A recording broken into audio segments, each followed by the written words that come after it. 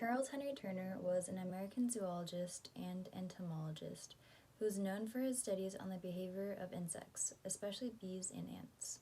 He found that social insects can change their behavior in response to an experience. Using Pavlovian conditioning, he created mazes for ants and cockroaches to go through. He saw that cockroaches could be trained to avoid a dark area of one apparatus, and they would continue to do that same behavior in a different apparatus. As for honeybees, he tested their visual abilities through using colored discs and boxes. This allowed him to develop procedures to study pattern and color recognitions. Charles Henry Turner was also a well-known teacher and professor at multiple universities, and he worked hard to be able to spread his research around the world. And I believe he got around 70 to 77 papers published about his different research over the years. Hi all, my name is Giselle Salgado, and today I'm going to be talking about the famous psychologist Kenneth B. Clark.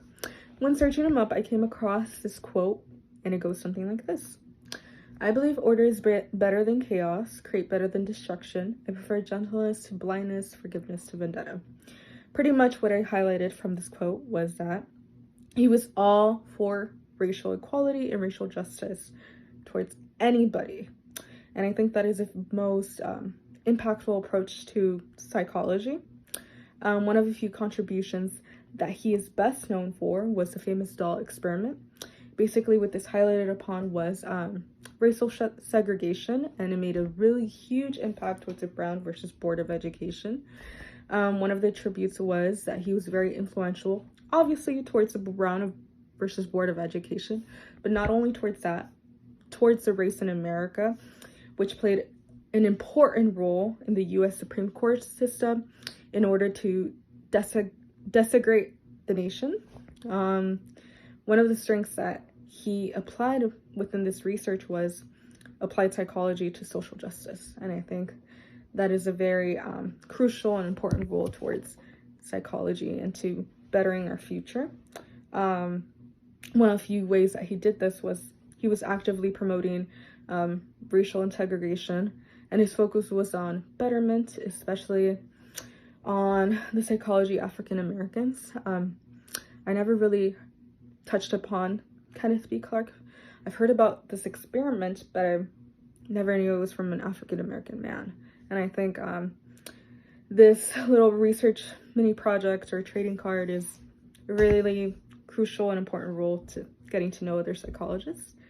And my trading card looks something like this. So, yeah.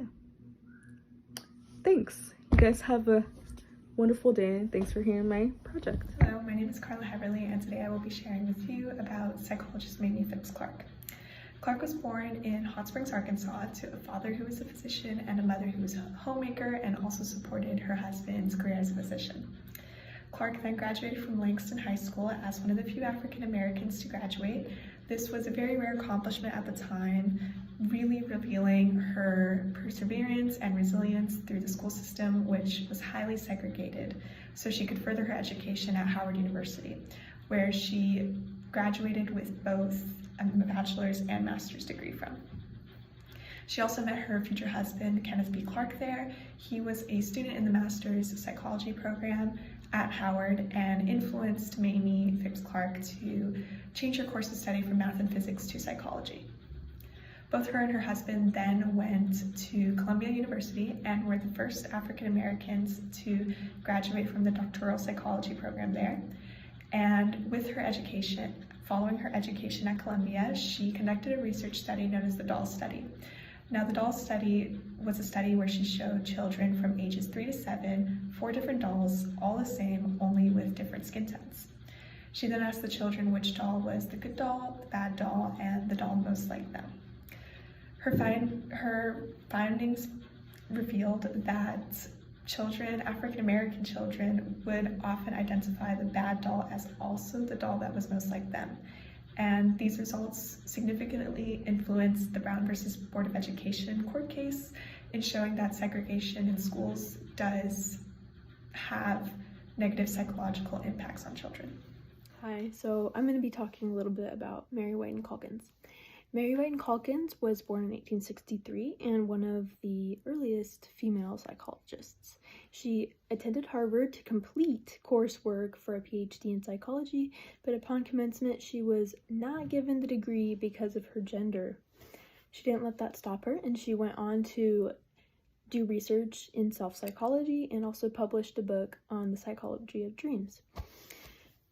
Later on, in 1905, she became the first female American Psychological Association president.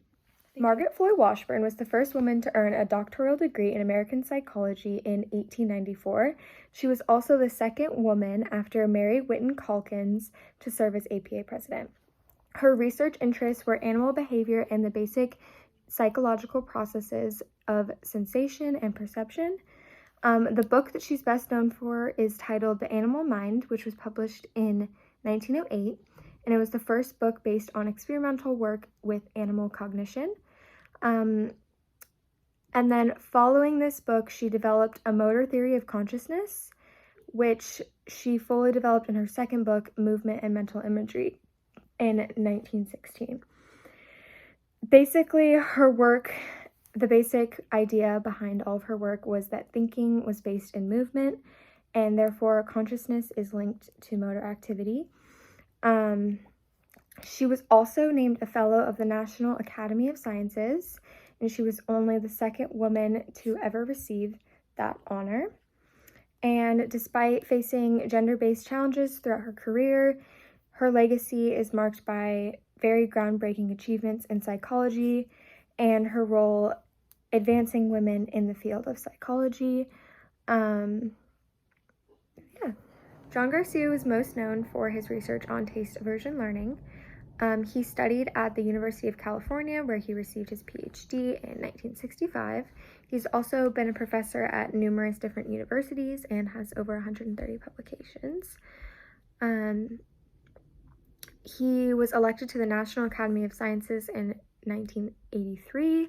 He was awarded the Howard Crosby Warren Medal for Outstanding Research in 1978.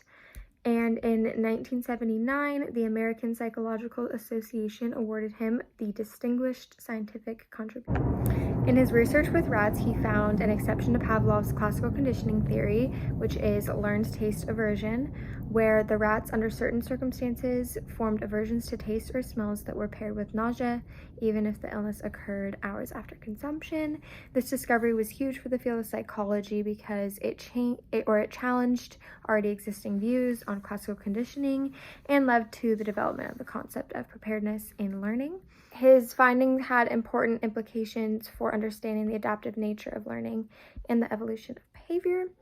He also made contributions to other areas of psychology, such as behavioral ecology, neuroscience, and the study of memory and learning. Thank you.